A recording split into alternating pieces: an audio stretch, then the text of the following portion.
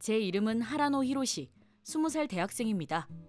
이번엔 제가 알바로 일하는 곳에서 만난 진상 선배에 대해 이야기하고자 합니다. 제가 알바를 하는 곳은 집 근처의 한 물류 공장입니다. 거기서 야간 타임으로 일하고 있습니다. 카페나 술집처럼 대학생들이 할 법한 알바를 찾고 싶었지만 집이 여기랑 멀어서 역 근처보단 집 근처에서 알바를 하는 게 더 나았습니다.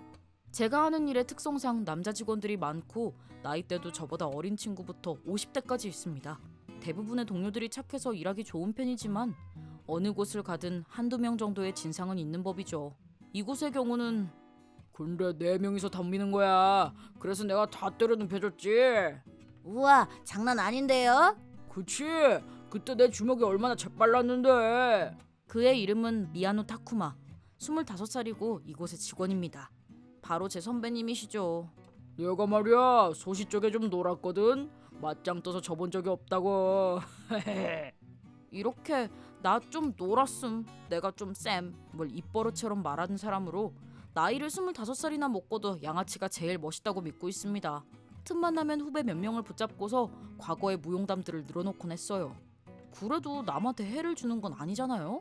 근데 훨씬 더 치명적인 단점이 하나 더 있었습니다. 저기 있잖아, 나 부탁이 있는데 좀 들어줄래? 일단 들어보고요. 뭔데요? 지금 작업 중인 술집 여자애랑 데이트 약속을 잡았는데. 축하드립니다. 그래서 말인데 이번 주 일요일에 나랑 알바 좀 바꿔줘. 죄송하지만 그건 좀 힘들겠는데요? 왜? 대학도 휴학 중이잖아. 밀린 레포트가 많아서요. 안 돼! 무조건 바꿔줘! 이건 선배 명령이야! 알겠습니다. 야, 선배가 부탁을 하면 바로 알았다고 하는 거야. 알았어? 옛날에 나였으면 난 죽었어. 죄송합니다. 이런 식으로 부당하고 강압적인 부탁을 자주 한다는 것이었죠. 게다가 바꿔달라고 한 주제에 저 대신 알바를 해준 적도 없었어요. 그냥 제 노동시간만 늘어날 뿐인 거죠. 저는 알바 시간과 공부할 시간의 밸런스를 맞춰 나가야만 하는데 대학생이라는 이유로 저를 얕잡아 본다는 점이 너무 화가 났습니다. 그리고 가끔씩 야간 근무를 같이 하게 돼도 이거 동영상 개웃기네. 저와 다른 후배들에게 본인 일을 미루고 자기는 휴게실에 틀어박혀서 농땡이를 피웠습니다. 타쿠마 씨 또 저러네요. 그래도 우리 일을 방해하는 것보단 낫잖아. 뭐 그렇긴 한데요. 솔직히 저는 그 선배가 일을 하고 있는 걸 본 적이 없습니다. 하지만 자칭 팔힘이 강하다는 선배에게 따질 수 있는 후배는 없었죠. 물론 저도 그런 귀찮은 일은 하고 싶지 않았습니다. 그래서 선배가 농땡이를 피워도 그냥 냅두기로 했습니다. 그리고 또 하나 짜증나는 건, 야, 너한테 기술 하나만 써봐도 되냐? 저 지금 일하는 중인데요. 짜증나니까 빨리 엎드려라. 선배 명령이다. 요즘 프로레슬링에 빠졌나 봅니다. 기술들을 자꾸 흉내내보려고 하는 겁니다. 항복이요. 뭐라고? 잘 안 들리는데. 너무 아파서 이것 좀 안 했으면 좋겠습니다. 다른 후배도 피해를 당하고 있고요. 근데 여러분도 이건 좀 선을 넘지 않았나 생각하시죠? 이 선배가 뭐든 지 마음대로 할 수 있었던 이유는 열심히 하고 있냐? 아빠, 열심히 하고 있으니까 월급 좀 올려줘요. 조만간 올려줄게. 이분은 이 공장의 사장님인 동시에 미야노 선배의 친아버지십니다. 이놈이 옛날엔 정말 꼴통이었는데 그래도 지금은 다 정산하고 열심히 일하고 있으니 내가 고생을 한 보람이 있지. 아빠, 옛날 이야기는 그만하세요. 막말로 옛날 일은 다 청산했다고 해도 열심히 일하지도 않는데 항상 이렇게 오냐오냐 하십니다. 좋게 말하면 손이 많이 갈수록 귀여운 내 새끼인 거고, 나쁘게 말하면 꼴통을 오냐오냐 키우는 막장부모라고 할 수 있죠. 하지만 사원 나부랭이인 우리들에게 사장님은 절대적인 존재죠. 불평 불만이 쌓여도 그걸 아무도 이야기할 수 없다는 게 현실입니다. 그러던 어느 날, 다들 모여봐. 오늘부터 새로운 알바생이 오게 됐네. 소개하지. 미치 씨 인사해. 미칠 치아키입니다. 잘 부탁드립니다. 이때 남자 직원들 사이에선 오라는 소리가 절로 나왔습니다. 왜냐하면 이 공장엔 여자 직원이 거의 없거든요. 게다가 얼굴도 꽤 예쁜 편이라 더욱더 놀랐습니다. 우와, 저 예쁜 여자애는 대체 뭐죠? 신입이잖아. 이제 너도 막내가 아니니까 얼타지 말고 제대로 가르쳐줘. 네. 뭐 젊은 여자애라고 해도 후배가 되는 것은 변함이 없습니다. 그것보다 제가 더 신경 쓰였던 건 역시 내가 잘못 본 게 아니었군. 저 혹시 너 미츠이니? 하라노네? 오랜만이야. 중학교 졸업식 이후로 처음이지? 그녀는 저의 중학교 동창이었습니다. 사이가 엄청 좋았던 건 아니었지만 그 당시 어떤 사정으로 반에서 겉돌던 제게 유일하게 말을 걸어줬던 여자아이였습니다. 하라노, 기죽지 마. 넌 너만의 장점도 많으니까. 고마워 미츠이. 그 당시 무심코 제게 건넸던 그 한마디. 그녀는 기억하지 못하겠지만 저는 그 한마디에 많은 힘을 얻을 수 있었습니다. 그래서 그녀가 저의 첫사랑이기도 했습니다. 뭐 딱히 별다른 진전은 없어서 그녀는 모르고 있겠지만요. 근데 오랜만이라 그런지 곧바로 미치를 알아보진 못했습니다. 그때보다 훨씬 더 예뻐지고 스타일도 좋아져서 많이 쳐다만 봤었어요. 덕분에 그녀와 눈이 맞기도 했죠. 무엇보다도 오랜만에 다시 만나서 너무 기뻤습니다. 그래서 쉬는 시간에 다시 이야기를 나누기로 했어요. 그녀도 대학생인데 어머니가 병에 걸리셔서 알바와 집안일을 병행하기 위해 집에서 가까운 일자리를 찾은 거라고 했습니다. 아까도 말했지만 그녀는 너무 예뻤습니다. 그래서 야, 그 치아키라는 애랑 아는 사이야? 네, 중학교 동창이에요. 동창이긴 한데 저도 5년 만에 만나는 거예요. 엄청 예쁘게 생겼더라. 이렇게 칙칙한 공장에 와주다니. 아, 기적 아니냐? 그 정도까진. 그래서 잘 돼가? 잘 돼가냐뇨? 다 알아 임마. 너도 꽂아보고 싶은 거잖아. 그런 거 아니에요. 그렇든 아니든 간에 넌 빠져. 혹시 마음에 드시는 겁니까? 전에 그 술집 여자애랑 잘 안 됐거든. 치아키는 제대로 한번 꼬셔보려고. 그니까 괜한 짓 하지 마라. 선배 명령이다. 저한테 그래봤자 저 역시도 그녀와 5년 만에 만난 것이었어요. 갑자기 첫사랑의 감정이 되살아날 정도로 미츠이에게 큰 감정은 없었습니다. 하지만 미야노 선배의 타겟이 됐다는 게 솔직히 좀 불쌍하게 느껴졌습니다. 인간성에도 문제가 있는 데다가 강압적으로 구는 사람이니까요. 일손이 부족했던 곳에 모처럼 후배가 와줬는데 곧바로 관둘지도 모른다는 걱정이 더 컸습니다. 하지만 그녀도 나와 같은 야간 근무여서 근무 시간이 많이 안 겹칠 줄 알았는데 그날 이후 이상할 정도로 미야노 선배의 야간 근무가 늘었습니다. 있잖아, 하라노. 그 미야노 선배라는 사람 갑자기 야간 근무가 늘었는데 왜 그런 거야? 글쎄. 근데 아무한테도 말하지 마. 좀 이상한 선배야. 헐, 진짜? 그날 저는 그 선배에 대해 알려주기로 했습니다. 모르는 것보단 미리 마음의 준비를 해두는 편이 더 나으니까요.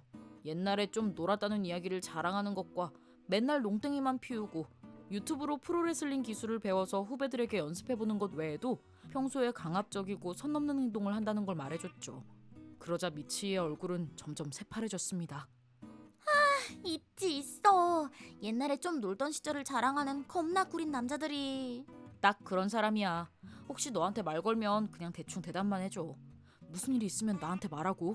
그래봤자 같이 뒷담화 까지는 것밖에 못하겠지만. 오케이, 일단 상황을 지켜봐야겠어. 다만 미치이를 정말 꼬실 건지는 확실치가 않아서 미치이를 노리고 있다는 말은 하지 않았습니다. 하지만 미치이랑 근무가 겹칠 때마다 그래서 그 상대가 야쿠자였는데 말이야. 내가 그냥 반 죽여놨지. 그러더니 간부 같은 사람이 날 스카우트하더라고. 대박이지? 아, 네, 대박이네요. 그치? 옛날엔 내가 잘 노는 일진이었거든. 지금은 그 성질이 많이 죽었지만 근데 빡치면 그때 성격이 나오고 그래. 아, 너무 무섭다. 치아키한테 무섭게 안 할 테니까 걱정 마. 제 예상대로 그녀한테도 좀 놀았을적 무용담을 하고 있었습니다. 저희는 시선을 주고받았습니다. 진짜 완전 짜증나. 라고 하는 듯한 마음의 소리가 들리는 듯했습니다. 누가 봐도 그녀는 이제 그만하라는 표정을 짓고 있었지만 선배는 신경도 안 쓰고 자랑을 이어갔습니다. 제가 도와주고 싶었지만 업무가 많아서 저도 바빴습니다. 저 선배는 어차피 농땡이를 피울 거고 미츠이는 그런 선배에게 잡혀있으니 진짜 일하는 사람은 저뿐이었습니다. 저야말로 이제 그만하시라고 말하고 싶었어요. 그리고 그녀가 없을 때는 조금만 더 꼬시면 넘어올 것 같은데? 아니 벌써 넘어온 건가? 날 보는 눈이 하트 모양이던데? 우와, 역시 대단하세요. 커플이 되는 순간을 기대하겠습니다. 그 선배 눈에는 본인에게 넘어온 것처럼 보였나 봅니다. 걱정할 일만 안 일어나면 좋겠는데 왠지 걱정되는 마음에 저는 그녀에게 라인을 보내기로 했습니다. 미츠이 오늘도 수고했어. 일은 좀 어때? 덕분에 많이 나아졌어. 있잖아, 미안호 선배 말인데 항상 도와주지 못해서 미안해. 네가 힘들어하는 건 알고 있는데. 괜찮아, 안 그래도 돼. 네 책임도 아닌데 뭐. 다 알면서 내가 모르는 척하는 것 같아서. 그건 중학교 때 나도 마찬가지야. 그 소문이 퍼지면서 하라노가 반에서 겉돌기 시작했는데 난 아무것도 못 해줬잖아. 그거야말로 안 그래도 돼. 솔직히 나도 왕따 당할 만 했다고 생각했었어. 그런데도 미츠이 너만은 나한테 말도 걸어줬었잖아. 이제 와서 말하는 건데 솔직히 너한테 고마웠어. 하라노. 내가 엇나가지 않고 바르게 살아갈 수 있었던 것도 오버하는 거 아니고 진짜 미츠이 너 덕분이야. 미츠이처럼 날 받아주는 사람도 있었으니까 정말 고맙게 생각하고 있어.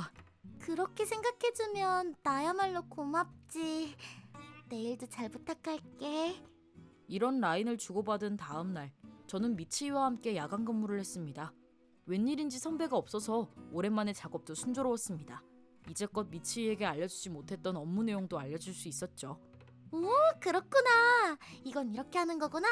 역시 선배님, 머리에 쏙쏙 들어오네요. 선배라고 부르지 마. 그동안 라인으로 많이 가까워진 덕분에 쉬는 시간엔 수다도 떨게 됐습니다. 대학은 어때? 친구도 많이 사귀었어? 그 질문은 뭐냐? 네가 우리 엄마야? 아, 뭐야. 나도 나이 들었나 봐. 아니야. 네가 워낙 잘 챙겨주는 성격이라 그래. 고마워.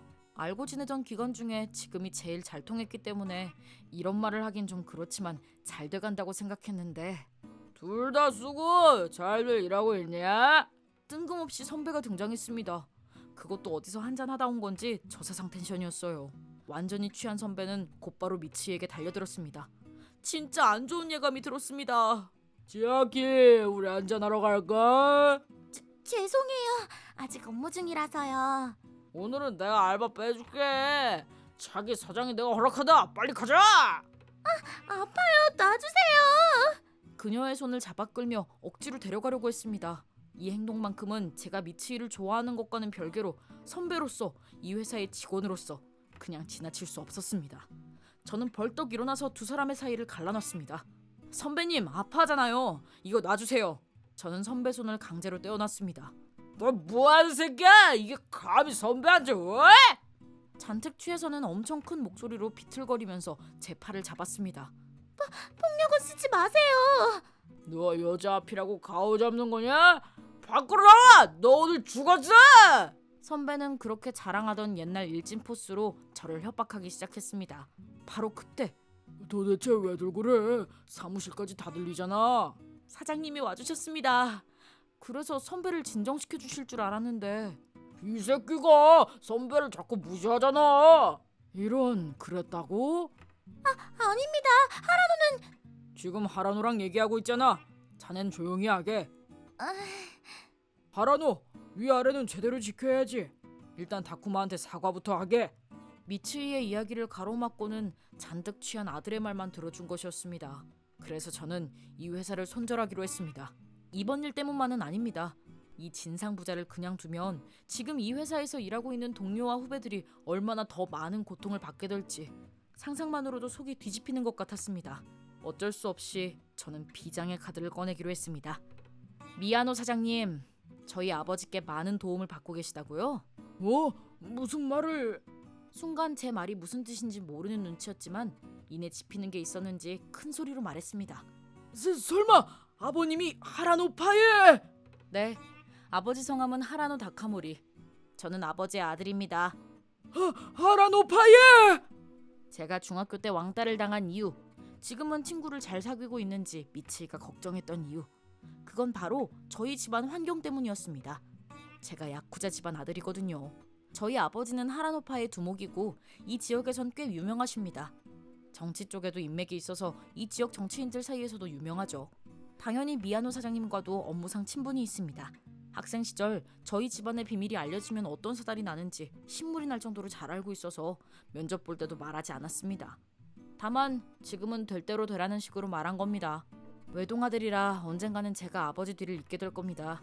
그때도 잘 부탁드립니다. 제 한마디에 사장님은 쓴웃음을 지으며 연신 제게 굽신거리기만 했습니다. 하지만 아직도 상황 파악이 안 된 사람이 있었으니 얘가 지금 뭐라는 거야? 됐으니까 무릎 꿇어.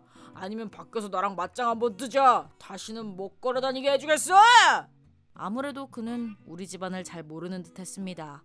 야쿠자와 싸움을 해봤다는 건 우리 쪽 사람을 건드렸다는 얘긴데 제가 어이없어하자 선배는 쿵쿵거리며 제게 걸어왔습니다. 딱 한 대만 때려주려고 했는데 사장님이 선배 앞을 가로막았습니다. 이 멍청한 놈아! 무슨 짓이야! 휴대폰! 사장님은 묻지도 따지지도 않고 아들 얼굴에 주먹을 날렸고 선배는 날아갔습니다. 바보 같은 제 아들이 결리를 범했습니다.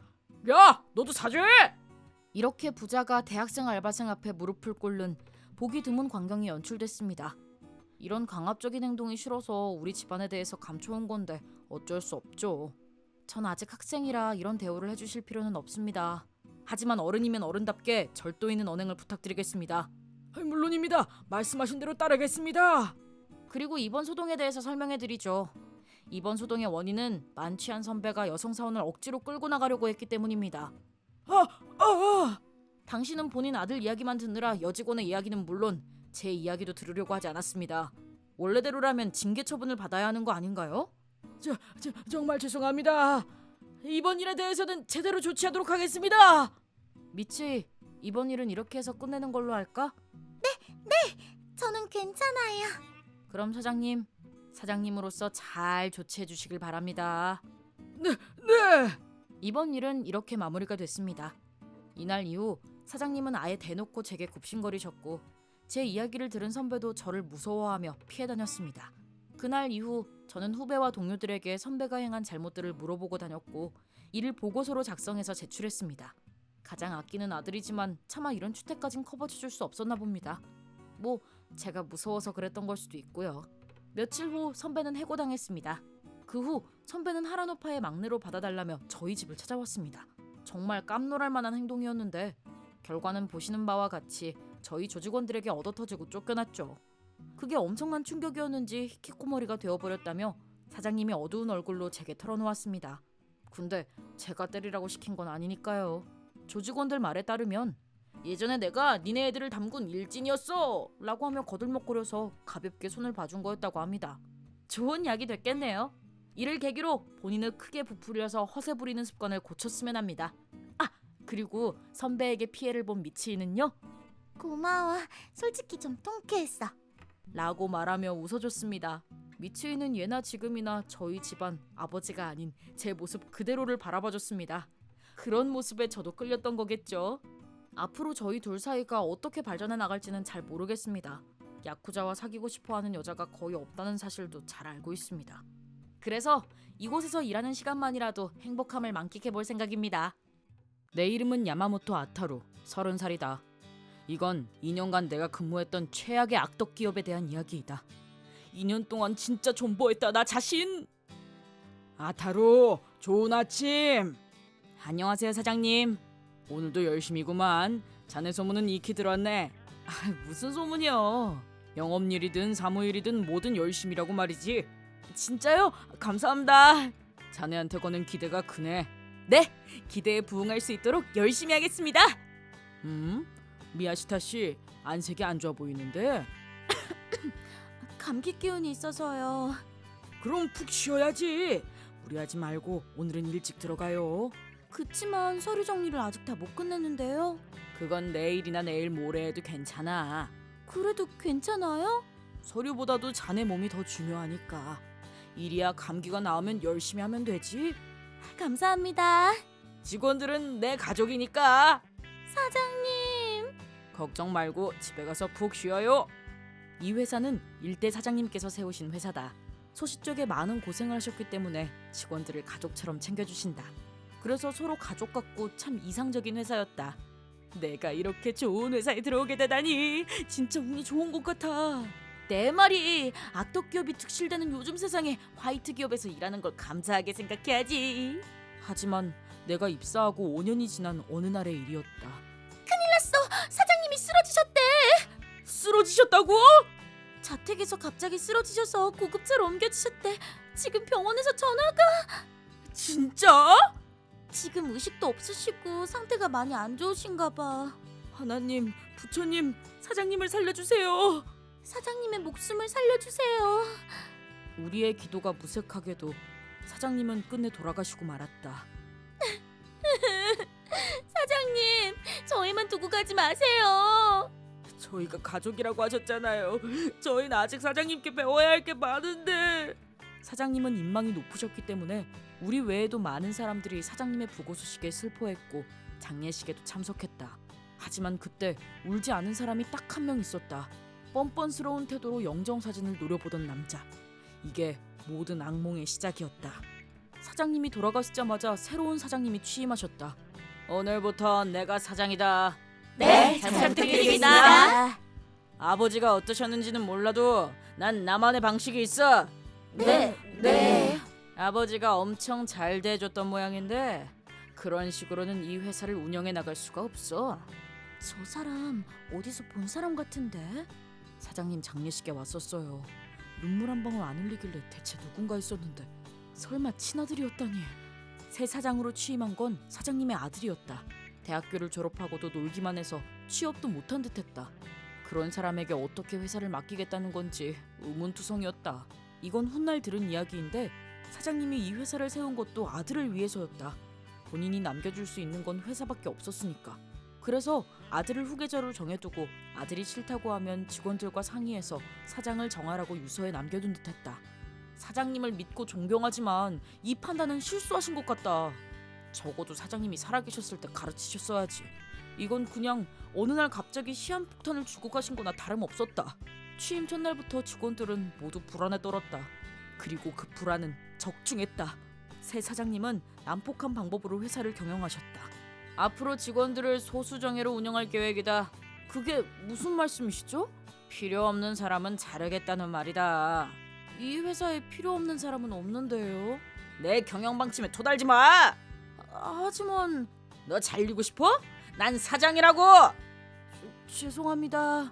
널 대신할 사람은 얼마든지 있어. 네. 조용히 내가 시키는 대로만 하면 돼. 빨리 일이나 해. 그 얘기 들었어? 사쿠마 씨가 해고당했대. 뭐? 왜? 업무 속도가 느리다고.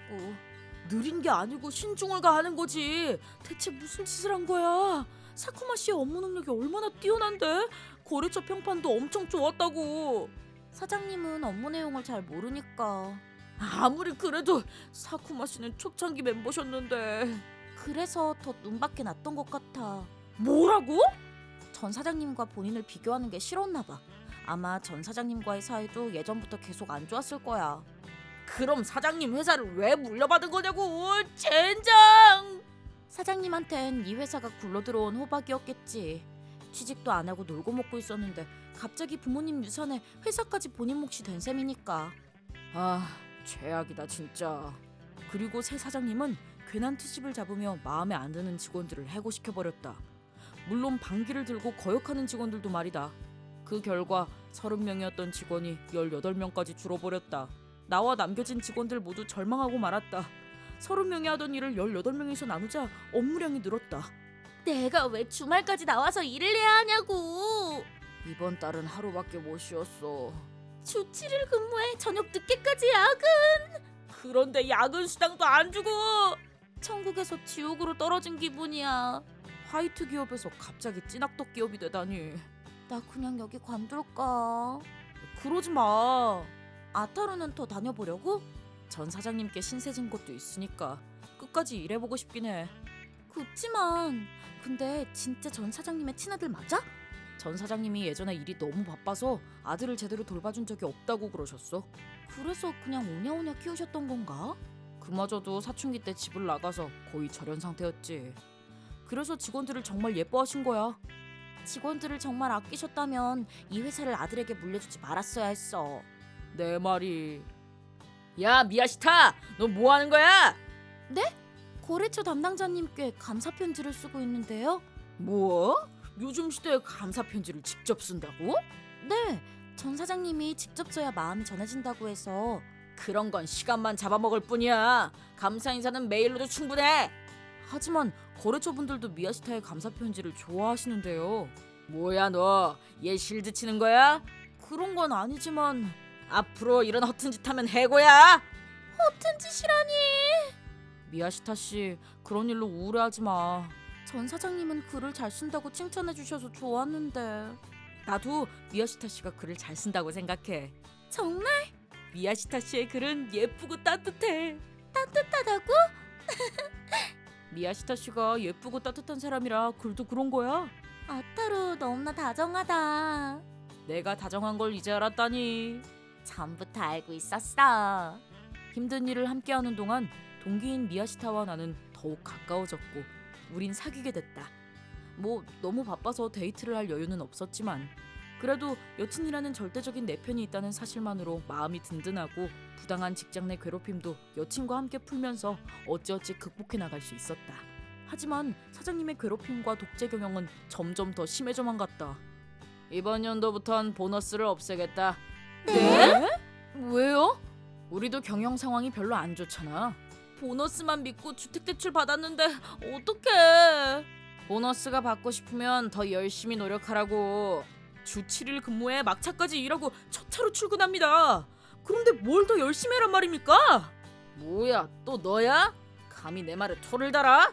사장님, 회사 돈으로 고급 외제차 뽑으셨죠? 그것도 몇 대씩이나. 다 알고 있습니다. 룸사롱도 다니시잖아요.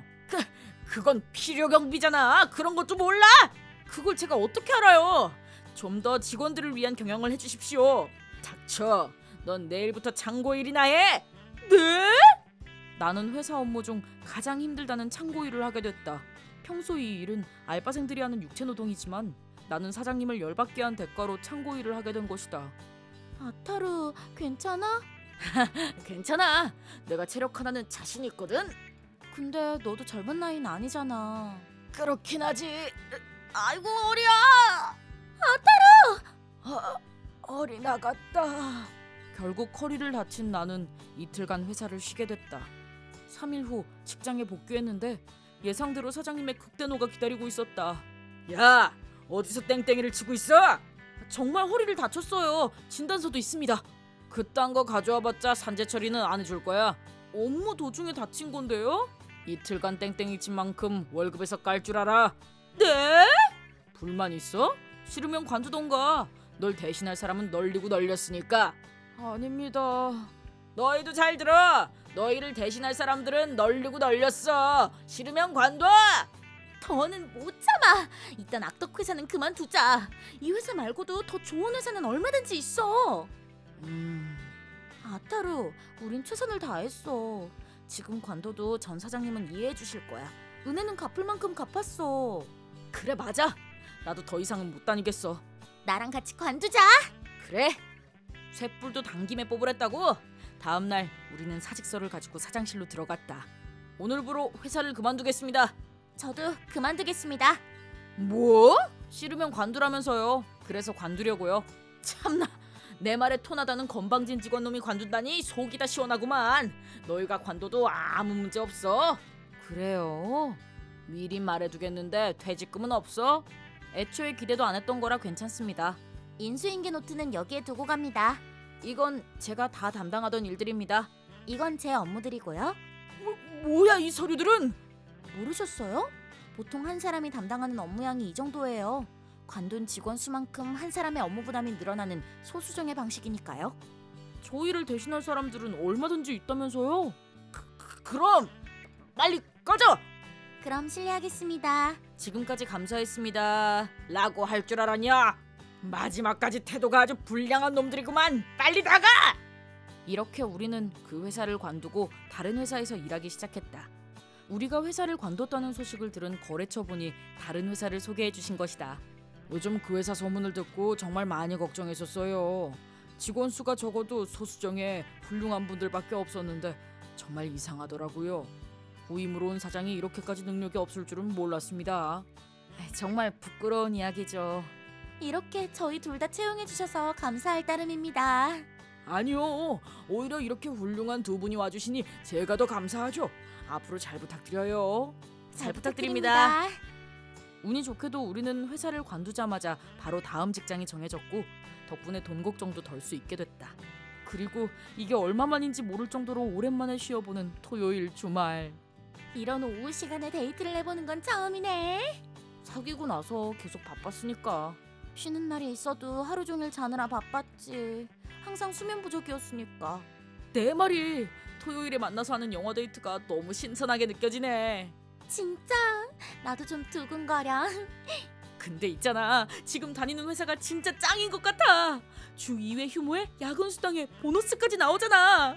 뭐 그게 기본이긴 한데. 그건 그래. 근데 왠지 전 사장님 계셨을 때가 생각나서. 그러게. 그래도 이제 그 회사는 잊어버리자. 지금 회사는 우리가 사랑했던 예전의 회사가 아닌걸. 그래, 맞아. 우릴 채용해준 회사를 위해서 더 열심히 일하자. 이렇게 우리는 당연히 누려야 했던 시간들을 마음껏 만끽했다. 그러던 어느 날의 일이다. 누구지? 모르는 번호인데. 네, 여보세요? 여보세요? 야마모토 아타루 씨 전화가 맞습니까? 네, 실례지만 누구시죠? 저는 변호사고요. 사이토라고 합니다. 변호사요? 갑자기 왜요? 제가 무슨 잘못을 했나요? 아니요. 야마모토 씨가 이전에 다니셨던 회사 일로 전화드렸습니다. 근데 저는 그 회사를 관둔 지 반년이나 지났는데요. 사실은 직원들이 사장님을 상대로 집단 소송을 걸었습니다. 네? 설마 사내 괴롭힘으로요? 그렇습니다. 그렇군요. 다들 못 참고 들고 일어났구만. 그래서요, 직원들의 근무 환경과 사장님의 폭언 등의 증거 혹은 증인이 되어주실 분을 찾고 있습니다. 그래서 저한테 연락하신 거군요. 부디 꼭 좀 도와주셨으면 합니다. 당연하죠. 사실은 우리만 그 열악한 환경을 도망쳐 나온 일이 항상 마음에 쓰였었다. 그래서 이 연락을 받고 정말로 기뻤다. 그 후 변호사는 우리가 관둔 후의 회사 상황에 대해서 이야기해줬다. 우리가 관둔 후 우리가 하던 일을 신입사원한테 알려줄 시간조차 없었다고 한다. 애초에 우리 업무를 신입이 하기엔 무리가 있었기 때문에 회사는 카오스 상태였다고. 거래처는 점점 계약을 끊어갔다. 그러자 사장님은 직원들에게 극대노하셨다고 한다. 그런 와중에 본인의 유흥비용은 모두 경비 처리했다고. 점점 열악해지는 근무 환경에 직원들은 짜증이 났고 관두는 사람도 속출했다. 하지만 어차피 관둘 거 고소라도 하자며 다들 들고 일어난 거라고 했다. 쥐도 궁지에 몰리면 고양이를 문다. 빨간 신호등이라도 다 같이 건너면 무섭지 않다. 뭐 이런 마음으로 언젠간 나도 그 악덕 사장을 참교육하기 위해 사장의 폭언들을 녹음해뒀고 진단서 같은 증거 기록도 남겨뒀었다. 물적 증거가 부족하던 참이었는데 내 증거들을 본 변호사도 날 칭찬했다. 그리고 집단 소송의 결과는 완벽한 우리의 승리였다. 나는 잔업수당, 사내 괴롭힘에 대한 위자료, 퇴직금 등으로 총 500만 엔을 받아낼 수 있었고 다른 직원들도 나와 동일한 금액을 받아낼 수 있었다. 대박인데? 우리가 받은 돈을 합치면 1000만 엔이야. 나 갑자기 벼락부자가 된 기분이야. 그렇다고 해서 그 악덕 사장의 죄가 사라지진 않아. 용서하고 싶지도 않고. 나도 그래. 앞으로 그놈에게 더한 지옥을 맛보게 해줘야 계산이 맞지. 이런 많은 액수의 위자료를 물게 되면서 그 회사도 순식간에 부도가 나버렸다. 또한 회사 경비로 구입한 외제차, 맨션 등 모든 재산을 차압당했다고 한다. 그로부터 얼마 후 사장은 행방불명돼 버렸다. 나는 전 사장님을 존경하고 있다. 하지만 존경을 받는 사람이라고 해서 육아까지 잘한다는 보장은 없다. 이 일을 통해 자식은 부모를 닮는다는 말은 편견이라는 걸 깨달았다. 사장님께 성묘를 가게 되면 이 사건에 대해서 한 말씀 정도는 꼭 드리고 와야 할 것 같다. 그로부터 1년 후 전 사장님이 돌아가신 지 3년이 지났을 때 나는 큰 맘 먹고 여친에게 프로포즈를 했다. 또한 우리가 받은 위자료는 결혼식에 쓰기로 했다. 물론 직장 동료들도 다 초대해서 멋진 결혼식을 올렸다. 우리 돈으로 결혼식을 올릴 수도 있었지만 이왕 올리는 거 악덕 사장한테 시달린 동료들에게 되돌려주고 싶었다. 그리고 결혼식 날 동료들의 근황에 대해서도 물어봤다. 모두들 성실한 근무 태도를 인정받아 이직할 때도 수월했다고 한다. 우리처럼 거래처에 입사 제안을 많이 받았다고 한다. 참고로 이제 막 입사한 신입사원들도 선배들을 따라 회사를 옮길 수 있었다고 한다. 우리 회사는 많은 분들이 믿어주셨던 정말 멋진 회사였던 것이다. 그래서 더욱 이런 식으로 뿔뿔이 흩어지게 된 게 너무너무 분했다. 나 꿈이 하나 생겼어. 그 꿈이 뭔데? 나도 회사를 세워서 사장이 되는 거야. 전 사장님이 내게 알려주셨던 것들을 나도 젊은 직원들에게 알려주고 싶어. 너무 멋있다. 나도 열심히 도와줄게. 하지만 하지만? 후계자 결정은 직원들의 의견도 반영할 것. 이건 사원으로 정해둘 거야. 찬성. 야마모토 아타루, 사장의 꿈을 이뤄내기 위해 앞으로도 열심히 일할 생각입니다. 아스카 오빠? 기다리게 해서 미안해, 히마리. 내가 겁쟁이라 널 2년씩이나 기다리게 했어. 하지만 이제 나도 너와 함께하고 싶다는 생각이 들어. 많이 부족하지만 그래도 나랑 결혼해줘. 좋아요. 고마워요, 아스카 오빠. 사랑해요. 내 이름은 히마리. 24살의 회사원입니다. 제 나이 10살 때 부모님에게 버림을 받게 되어 제 동생 아오이와 힘들었던 적이 있습니다. 그때 저희를 도와줬던 사람이 아스카 오빠였습니다. 얼굴은 좀 무섭게 생겼지만 저희랑 같이 살면서 연체된 세금도 내주고 학교 상담 같은 모든 일들을 오빠가 다 해결해 줬습니다. 그 당시 엄마가 우릴 버린 충격으로 실어증에 걸린 아오이를 병원에 데려가서 병을 낫게 해준 것도 아스카 오빠입니다. 그 후 10년이 지난 지금도 우리 세 사람은 열심히 살아가고 있습니다. 사라진 아빠가 집에 돌아와서 저를 겁탈하려고 했을 때도 아스카 오빠가 절 도와줬습니다. 아스카 오빠는 우리가 위험할 때 언제나 달려와주는 우리의 영웅이었습니다. 그 후 저는 대학 졸업과 동시에 용기를 내서 아스카 오빠에게 고백했습니다. 저희는 띠동갑 차이예요. 오빠에게 저는 친딸 같은 존재였기 때문에 제 고백을 거절할 거란 걸 알고 있었어요. 아스카 오빠는 그 누구보다 널 가장 소중하게 아끼고 사랑해줄 성실한 남자를 만나야지 라고 했지만 아무리 생각해봐도 그 조건에 딱 맞는 사람은 아스카 오빠밖에 없었어요. 그래서 성인이 되자마자 저는 아스카 오빠가 저를 여자로 바라봐줄 때까지 계속 노력했답니다. 제 동생 아오이도 난 언니랑 아스카 오빠가 결혼하는 거 찬성이야. 아니 꼭 했으면 좋겠어 라며 절 도와주기로 약속했어요. 현재 아오이는 저희랑 같이 살고 있지 않은데 아오이가 초등학교 5학년, 제가 수능 공부를 하고 있던 고등학교 2학년 때의 일이었어요. 아스카 오빠, 언니, 나 할 말이 있어. 갑자기 무슨 할 말? 학교에서 무슨 문제라도 있었니? 사실은 학교 선생님께서 아오이는 공부를 잘하니까 기숙형 중학교를 준비해보는 게 어떠냐고 추천해주셨거든. 그렇게 말하면서 아오이가 건넨 건 모니로보 기숙학교의 지원서였어요. 초엘리트만 갈 수 있고 일본의 미래를 책임질 인재를 육성하는 곳으로 유명한 학교였죠. 물론 시험에 합격하지 못할 수도 있고 학비도 엄청 비싸. 두 사람이 반대하면 나도 안 갈게. 으이구, 우리가 반대를 왜 하겠어. 오히려 아오이의 재능을 알아봐 주신 선생님께 감사한걸? 내 말이 나도 공부 잘하는 아오이를 볼 때마다 항상 신기해. 그 시험 꼭 봐. 화이팅! 그치만 학비가... 아, 이 얘기를 할 때가 온 것 같군. 두 사람은 내가 무슨 일을 하는지 아직 잘 모르지? 아스카 오빠가 철저하게 비밀로 하니까 그렇지. 미안. 나도 옛날엔 너희 둘 키우느라 투잡 3잡까지 뛰었거든. 근데 지금은 루키 건설사에서 현장 감독을 하고 있어. 루키 건설사면 초인류 대기업 건설사잖아. 사실은 아는 선배가 거기 계셔서 나도 알바로 들어가게 됐거든. 열심히 자격증도 딴 덕분에 3년 전부터는 현장 감독으로 일하게 됐어. 월급도 괜찮고 이 집 대출도 벌써 다 갚아놨어. 희마리도 대학교는 학자금 대출로 간다고 했으니까 아무 걱정 말고 중학교 입시만 열심히 준비하면 돼. 고마워 오빠. 오빠 너무 멋있다. 나 오빠랑 결혼하고 싶어. 언니랑 결혼했으면 좋겠다. 왜들 이래? 자, 그러기로 했으면 열공해야지. 이렇게 아오이는 공부에만 전념했고 보란듯이 모니로보 기숙학교에 입학할 수 있었어요. 그 후 아오이는 집을 나가게 됐답니다. 아스카 오빠는 아쉬워서 눈물까지 흘렸어요. 왜냐면 대학교까지 쭉 기숙사 생활을 해야 했거든요. 아오이, 명절엔 꼭 집에 와야 해. 알겠다니까. 너무 울지 마. 앞으로는 이 집에 나도 없으니까 열심히 유혹해봐. 아유 야 뭐래 진짜. 화이팅! 그렇게 아오이는 집을 나갔고 이 집엔 나와 오빠만 남게 됐습니다. 사실은 대학을 졸업하자마자 아스카 오빠에게도 고백했어요. 아오이도 그 사실을 알고 있었기 때문에 혹시 아오이가 저를 밀어주려고 집을 나간 건가 하는 생각도 들었어요.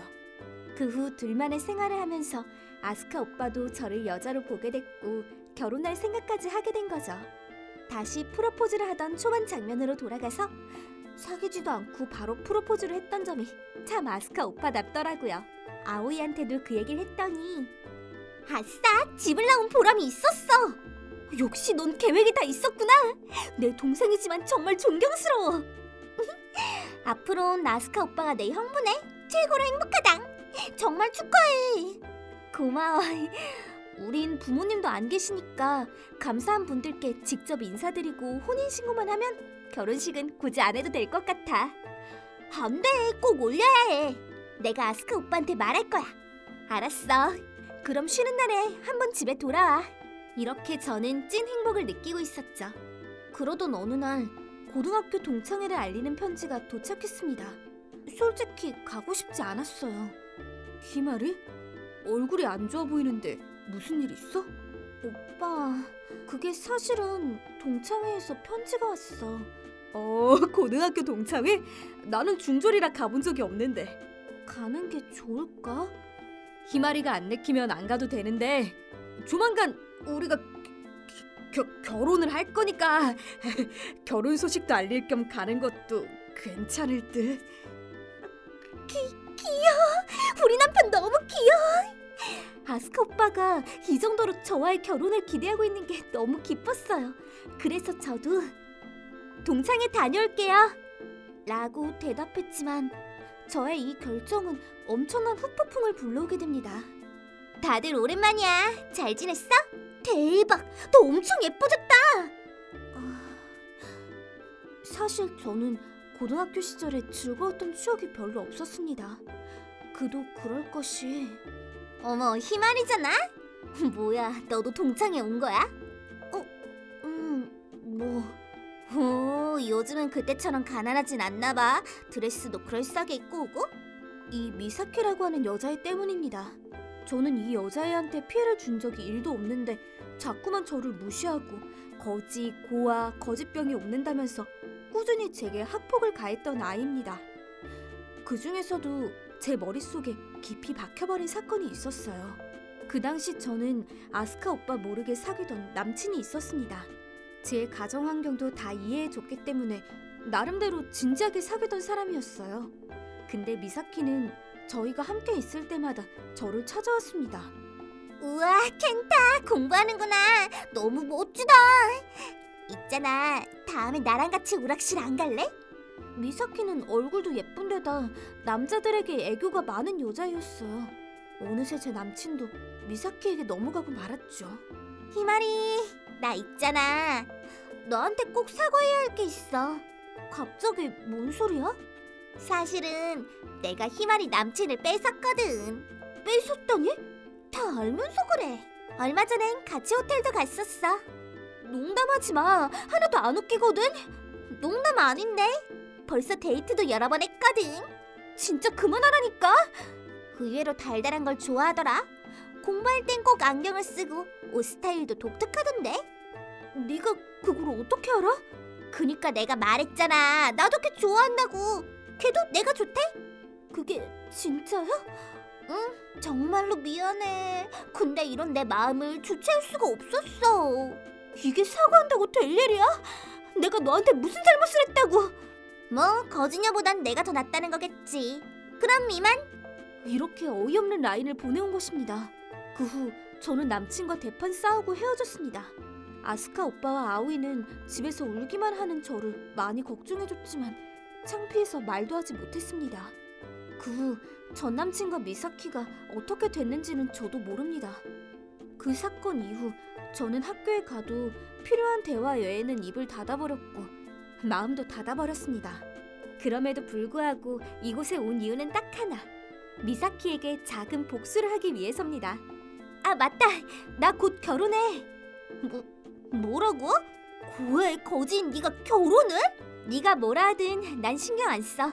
아스카 오빠는 다정하고 강인한데다가 나랑 내 동생을 세상 소중하게 생각해주는 사람이야.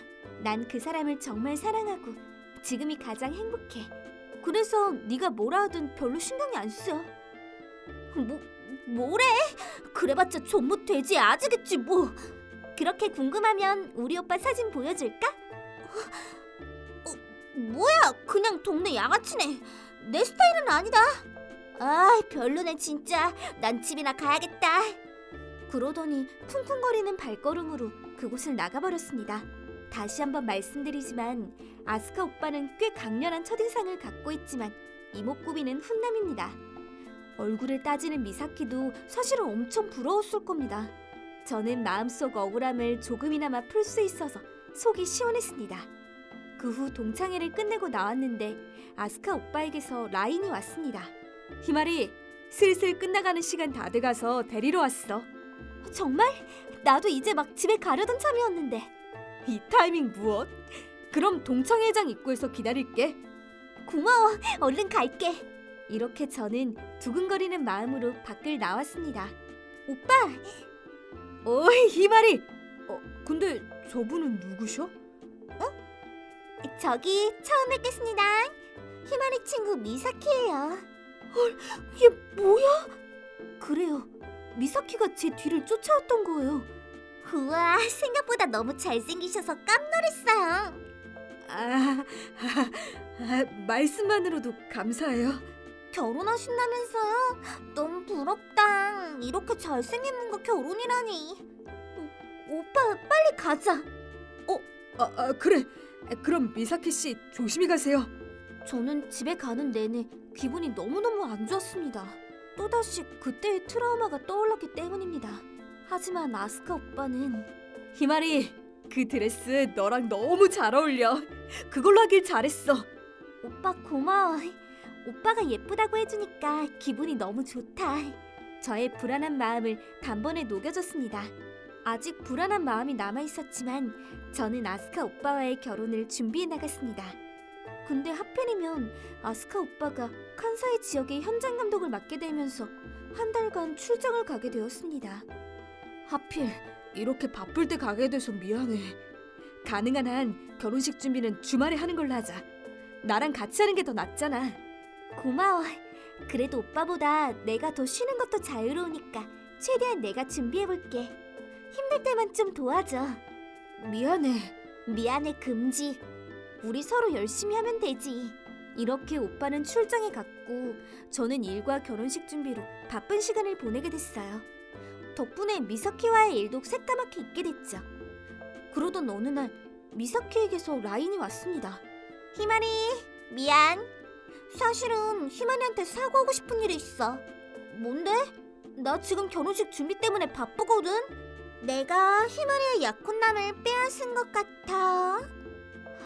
있잖아, 제발 좀 그만해줄래? 농담치고 수준이 너무 악질적이잖아. 농담 아니야.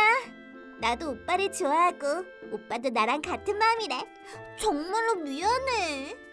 난 안 믿어. 아스카 오빠가 출장 와서 살고 있는 아파트 꽤 괜찮더라. 1층 맨 끝집인데 집안도 엄청 깔끔해. 근데 생각보다 파자마 취향이 너무 귀엽더라. 그런 엉뚱함조차 너무 멋지지만 왜 또 그런 짓을? 대체 왜? 내가 너한테 뭘 잘못했길래? 대체 나한테 왜 그러는 거야? 어쩔 수 없지. 하늘이 맺어준 인연이니까. 아스카 오빠야말로 내 운명의 상대야. 난 확신해. 오빠도 나랑 같은 생각이고. 정말 미안하게 됐어, 희마리. 저는 그날의 강렬한 데자뷰와 함께 현기증이 났습니다. 설마 고등학교 시절의 그 사건을 또다시 겪게 되다니. 하지만 아스카 오빠가 저를 배신하고 제 고등학교 동창에게 넘어갔다는 말이 도저히 믿기지 않았어요. 아스카 오빠는 이 세상에서 제가 제일 믿고 있는 사람이니까요. 하지만 미사키는 오빠가 살고 있는 곳도 알고 있었고 한 달 출장으로 빌린 아파트도 자세히 알고 있었습니다. 저도 오빠가 전화와 영통으로 살고 있는 방을 보여줘서 알게 된 건데 방의 구조와 파자마까지 다 맞았습니다. 아스카 오빠가 설마... 안 돼. 저의 의심은 점점 꼬리에 꼬리를 물어갔습니다. 그래서 아오이에게 이 고민을 털어놓기로 했습니다. 뭐? 뭐야 그게? 말도 안 돼. 도대체 내가 뭘 믿어야 할지 모르겠어. 언니 내 말 잘 들어. 아스카 오빠가 우릴 배신했을 것 같아? 아니, 내 생각도 같아. 그 미사키란 여자가 우리 몰래 무슨 일을 꾸미고 있는 게 분명해. 아오이, 나도 그 여자에 대해서 최대한 조사해볼게. 그니까 언니는 아스카 오빠한테 직접 물어봐. 말도 안 해보고 오빠만 의심하면 오빠와의 관계도 여기서 끝이야. 그건 안 돼. 그치? 그니까 용기를 내. 괜찮을 거야. 아스카 오빠를 믿어보자. 이렇게 아오이에게 용기를 얻은 저는 아무 말 없이 아스카 오빠네 집을 찾아가 보기로 했습니다. 희마리? 이 시간은 웬일이야? 안색이 안 좋아 보여. 눈 밑에 다크서클도 생기고. 대체 무슨 일이야? 오빠는 제 상태를 곧바로 알아챘고 걱정스러운 얼굴로 절 쳐다봤습니다. 오빠의 표정을 보자 제 마음도 무너져 내렸습니다. 도대체 왜 그런 거야? 왜 다들 미사키에 꼬이면 넘어가는 거냐고. 뭐라고? 너 지금 무슨 말 하는 거야? 속에 꽁꽁 감춰뒀던 진심이 눈물과 함께 터져나왔습니다. 잠깐만! 무슨 말인지 하나도 모르겠잖아. 천천히 이야기해봐. 오빠는 진심으로 당황했지만 그래도 제 이야기를 잘 들어줬습니다. 저는 하나도 빠짐없이 미사키가 보낸 라인들을 이야기해줬습니다. 그렇게 모든 이야기를 끝내자 도대체 이게 무슨 일을 해? 난 희마리를 데리러 갔던 날 말곤 그 사람을 만난 적도 없어. 오빠는 고개를 갸웃거리며 말했습니다. 놀라는 기색도 없이 그저 어떻게 된 영문인지 전혀 모르겠다는 표정이었습니다. 저 역시도 당혹스러움을 감출 수 없었습니다. 그치만 제 위치에 방구석까지 알고 있었는걸. 그러게 진짜 이상하네. 오빠는 무언가 생각났다는 듯이 저를 데리고 방으로 들어갔습니다. 그리고 서랍 안에서 무언가를 꺼내왔습니다. 사실은 걱정할까봐 아무 말도 안 했는데 얼마 전 우체통에 이런 편지가 들어있었어. 오빠가 보여준 것은 10장이 넘는 편지지와 사진이었습니다. 편지지에는 이런 내용이 적혀 있었습니다.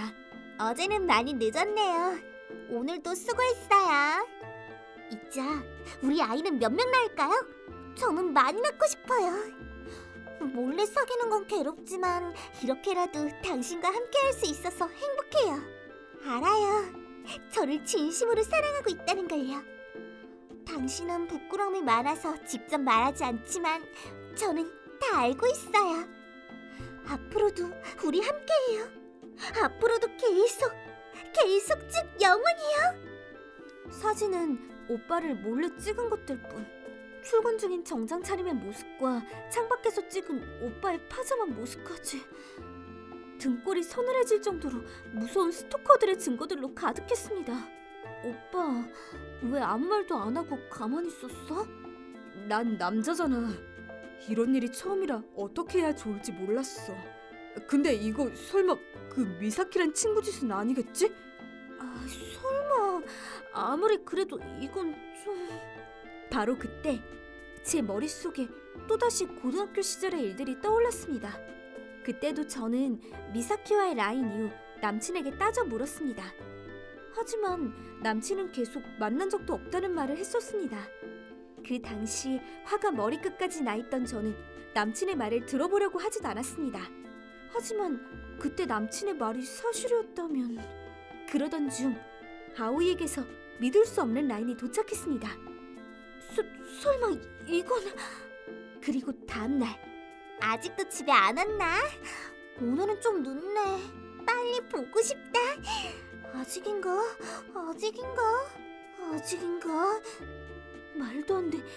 이게 정말 다 네 짓이라니. 희마리!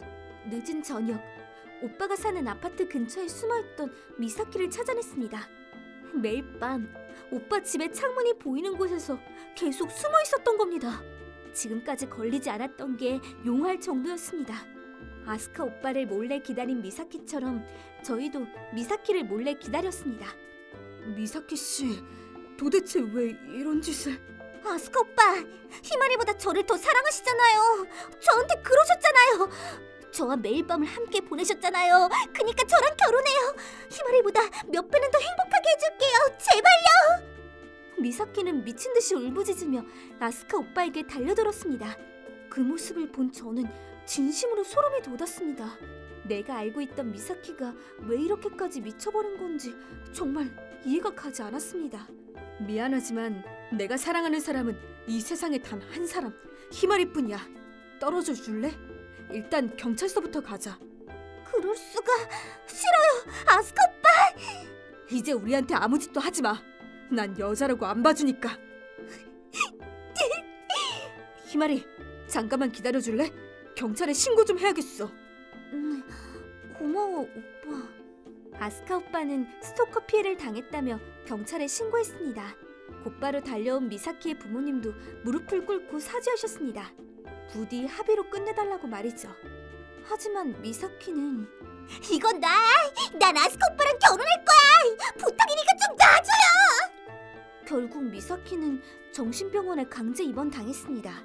병원 관계자에게 끌려가면서도 마지막까지 아스카 오빠의 이름을 불렀다고. 참고로 아오이가 SNS에 주소를 하나 보내줬는데 거기엔 미사키로 추정되는 한 여성이 아스카 오빠의 사진을 올리며 오늘은 퇴근하고 남친과 데이트를 했다. 내가 선물한 파자마를 매일 입어주는 남친, 넘나 귀여움 등 온몸에 털이 곤두설 만한 피드들로 가득했습니다. 넌 그 계정을 어떻게 찾은 거야? 이래봬도 내가 SNS에 강하거든. 근데 그 미사키란 여자 왜 그렇게 아스카 오빠한테 집착한 걸까? 그건... 그로부터 반년 후 드디어 미사키도 안정을 되찾게 됐고 어느 정도는 일상생활을 할 수 있게 됐다고 합니다. 미사키의 어머님은 미사키가 상남자에게 모두 털어놓은 마음속 이야기들을 들려주셨습니다. 희마리가 너무 질투났어요. 공부도 잘하고 예쁜데다가 제가 한눈에 반했던 남자애랑 사귀기까지 했어요. 그래서 희마리가 결혼해서 행복하게 사는 모습을 보기가 싫었어요. 억울하고 질투나는 마음을 억누를 수가 없었어요. 미사키가 날 질투하고 있었을 줄이야. 그런 생각을 해본 적이 없었기에 진심으로 놀랐습니다. 하지만 이제 두 번 다시는 만나고 싶지 않았습니다. 저는 그 이야기를 전해들은 후 전화번호도 싹 다 바꿔버렸습니다. 그런 일을 겪었던 아스카 오빠도 한 달간의 출장을 마치고 제게 돌아와줬습니다. 결혼 준비도 순조로웠고 무사히 결혼도 했습니다.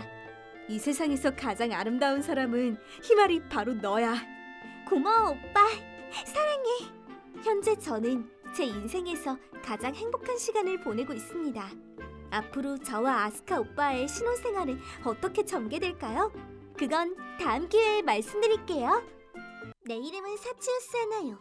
대학교 2학년 20살입니다. 소라오, 이 나쁜 놈! 왜 술에 취해 울고 있냐고요? 방금 전에 반년간 사귀었던 남친한테 차였거든요. 3시간 전으로 거슬러 올라갑니다. 소라오? 오늘 동아리 회식이 있어서 못 만난다 그랬잖아. 나 근데 방금 길에서 너 봤어. 우리 언니랑 같이 있던데? 봤어? 우리 사귀던 첫날에 내가 언니 이야기 해줬었잖아. 내 건 뭐든지 다 욕심내는 사람이라고. 가까이 하지 말라고 내가 그렇게 말했는데. 내가 먼저 말 건 거 아니야. 니네 언니가 나한테 SNS로 DM 보낸 거야. 그건 그냥 무시하면 되잖아. 무시하기엔 너희 언니가 너무 예쁘게 생겨서. 처음엔 보정인 줄 알았는데 직접 만나보니까 실물이 더 섹시하더라고. 아무리 그래도 여친의 칠언니랑 바람을 피우다니. 너한테 매력이 없는 걸 어떡하냐? 자꾸 내 탓하지 마라. 너 근데 레나 씨랑 진짜 친자매 맞냐? 일도 안 닮았던데. 소라오 너무해. 난 널 믿었는데. 누가 난 믿으래? 아무튼 난 레나 씨랑 사귈 거야. 잘 부탁해 처제. 아마 오래 못 갈 거야. 우리 언니는 가진 걸 금방 질려하는 사람이거든. 그래도 사귈 거야? 지금 우리가 서로를 얼마나 사랑하는데. 네가 몰라서 그래. 전에 만났던 사람들도 다 그 말 했었어. 난 달라. 그 말도 많이 들었지. 시끄러워. 차인 분풀이를 하려거든 딴 데 가서 하라고. 더 말해봤자 내 입만 아프지. 잘 살아라 소라오. 진작에 그럴 것이지. 원래는 소라오랑 같이 오기로 했던 이자카야인데 이렇게 혼수를 하게 된 겁니다. 도대체 왜 다들 언니한테 가는 거냐고. 제 인생을 다시 돌이켜보면 언니는 참 많이도 빼앗아갔습니다. 제 친언니지만 언니는 잡지 모델까지 할 정도로 정말 미인입니다. 부모님은 예쁘고 착했던 언니만 좋아하셨고 항상 언니한테만 새 걸 사주셨어요. 언니가 진료하면 제가 물려받았기 때문에 장난감도 옷도 가방도 무엇 하나 새 걸 받은 기억이 없습니다. 왜 언니만 사줘요? 저도 새 거 갖고 싶어요. 더 쓸 수 있는 건데 버리기엔 너무 아깝잖니. 너보단 언니 센스가 더 좋으니까 그냥 받아둬. 저는 차분하고 단정한 스타일을 더 좋아했어요. 근데 부모님 눈엔 평범한 것만 좋아하는 특이한 애로 보였나 봐요. 반면 언니는 부모님이 좋아하실 만한 부분을 공략했죠. 엄마, 이거 보세요. 어머나, 너무 귀엽구나. 근데 하나야한테는 안 어울릴 것 같아요. 네 옷이니 신경 쓰지 말고 고르거라. 저는 어릴 때부터 부모님의 사랑을 포기했습니다. 애정 결핍을 다른 데서 채우려고 하다 보니 남자들을 사귀게 됐죠. 저는 고등학교 1학년 때 처음으로 남친이 생겼습니다. 처음엔 저만 사랑해줘서 너무나도 행복했습니다. 그런데 3개월이 지났을 무렵 저는 충격적인 광경을 보게 됩니다. 다쿤, 사랑해. 나도 사랑해. 뭐 하는 거야? 하나요? 결국 그 남자도 언니가 좋아졌다는 이유로 저와 헤어졌습니다. 그 후 두 사람은 사귀기 시작했지만 2주 만에 언니의 마음이 식으면서 파국을 맞이했어요. 전 남친은 미안하다는 듯 저를 쳐다봤지만 말도 하기 싫어서 그냥 무시했습니다. 그 이후에도 짝사랑남 혹은 남친이 생기는 족족 언니에게 빼앗겼고 언니도 사귀자마자 차는 패턴을 반복했습니다. 하나같이 예쁜 언니만 좋아했어요. 그런 언니가 미웠지만 한편으로는 저도 언니처럼 예뻐지고 싶었습니다. 그러다 보니 저도 모르게 그렇게 싫어하던 언니를 따라하게 됐어요. 언니가 머리를 자르면 저도 머리를 잘랐고 옷과 가방도 같은 브랜드 제품을 샀어요. 사실은 오늘 패션도 언니를 따라한 거예요. 하지만 아무리 노력해도 저는 저일 뿐 언니가 될 수는 없었어요. 제 자신이 너무 비참했죠. 바로 그때 하나요, 안녕. 도대체 왜 자꾸 내 남친을 빼앗아가는 거야? 언니 주변엔 남자들도 많잖아. 원래 남의 떡이 더 커 보이는 법이야. 미치. 근데 소라오랑 데이트하는 거 아니었어? 아, 헤어졌지. 뭐? 사귀는 기념으로 소라하고 가방을 사줬는데 내가 갖고 싶었던 가방이 너무 비싸다고 한 등급 낮은 걸 사주더라고. 돈이 별로 없다길래 손절가부터 줬지. 가방을 받긴 받았는데 앞으로 데이트할 때마다 더치페이 하자고 할 것 같은 거야. 그래서 마음이 식어버렸어. 남의 남친을 뺏어놓고 사귀자마자 바로 차버렸다고? 미친 거 아니야? 연애는 자유로운 거니까. 또 남친 생기면 소개 부탁해. 어차피 비밀로 해봤자 소용없는 거 알지? 싫어. 언니한텐 절대 안 알려줄 거야. 그 후 소라와에게서 문자가 왔지만 술에 취해있던 저는 될 대로 되란 식으로 그냥 무시해버렸습니다. 아가씨, 엄청 취한 것 같은데 괜찮아? 괜찮아요. 여자 혼자 마시면 위험하다고. 우리랑 같이 술 깨러 갈래? 처음 보는 두 남자는 만취 상태였던 저를 데리고 가게 밖으로 나왔습니다. 도망치려고 했지만 양팔을 잡힌 데다가 혼자 서 있기조차 힘들었어요.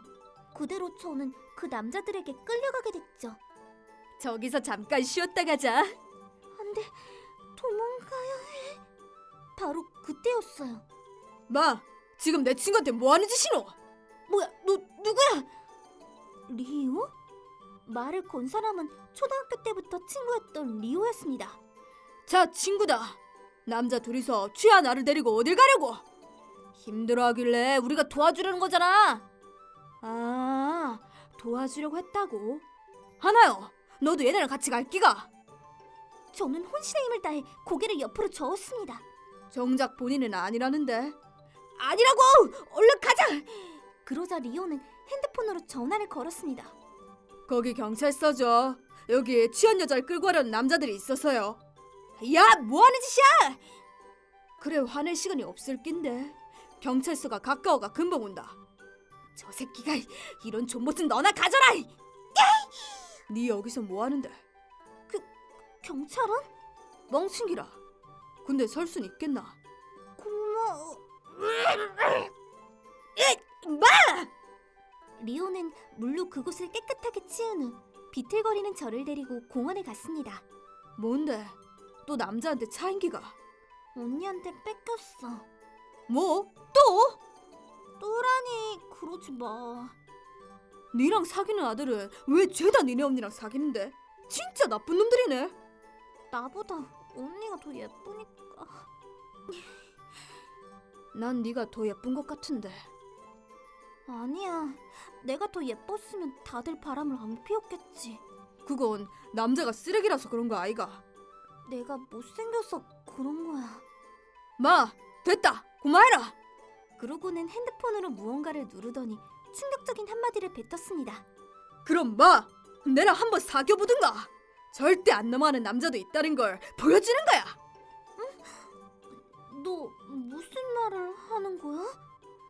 오늘부터 넌 내 여친이다. 알았나? 그때부터 제 정신은 점점 희미해졌고 결국 기억을 잃고 말았습니다.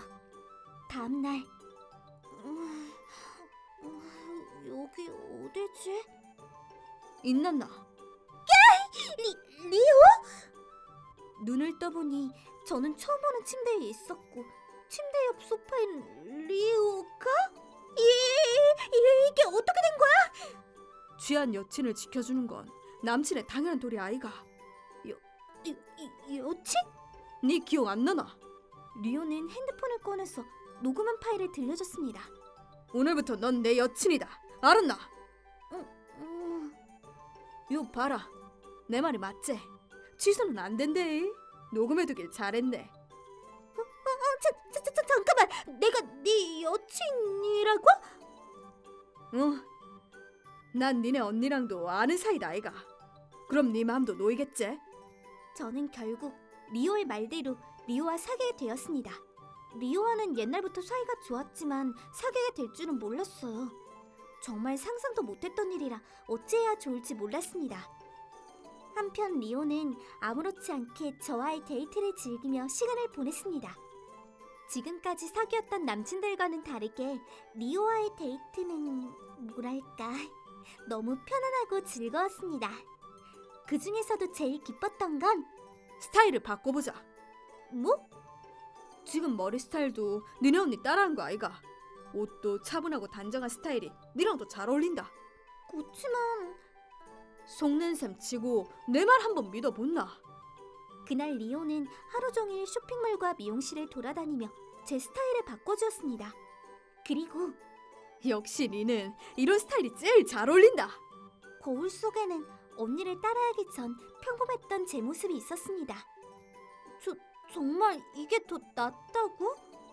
당연하지. 네가 언니를 너무 의식하고 있던 기라.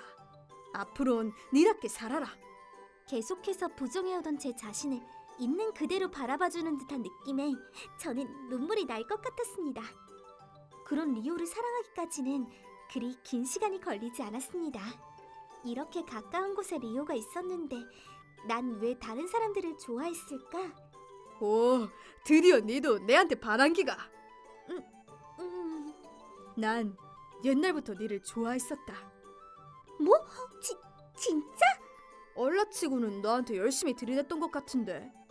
근데 니는 내 맘도 몰라주고 답답해 죽는 줄 알았다. 미안해. 내가 좀 둔하잖아. 됐다 마. 지금은 내 여친이다 아이가. 정말 행복했습니다. 하지만 언니의 존재가 마음에 걸렸습니다. 리오까지 빼앗길 것만 같아서 행복하면 행복해질수록 두려움도 커져갔습니다. 그러던 어느 날 리오가 한 말에 저는 깜놀하고 말았습니다. 이제 슬슬 니네 언니 좀 소개해주면 안 되겠나? 뭐?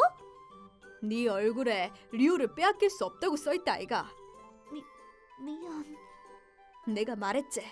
난 다른 걸 증명해주겠다고. 그리고 니네 언니는 좀 뜨거운 맛을 봐야 정신 차린다. 언니 말은 소개해주고 싶지 않았지만 그래도 리오를 믿고 싶었습니다. 리오를 언니에게 소개해주기로 결심한 저는 언니를 결국 카페로 불러냈습니다. 진짜 날 소개해주겠다니. 이제 너도 포기했구나? 라며 절 비웃었지만 이번에야말로 슬픈 결말이 아닐 거라고 믿었죠.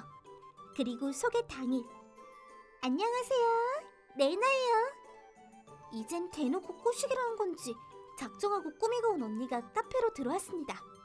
정말 어이가 없더군요. 안녕하세요. 하나여와 사귀고 있는 리오라고 합니다. 어머나, 사투리가 너무 섹시하세요.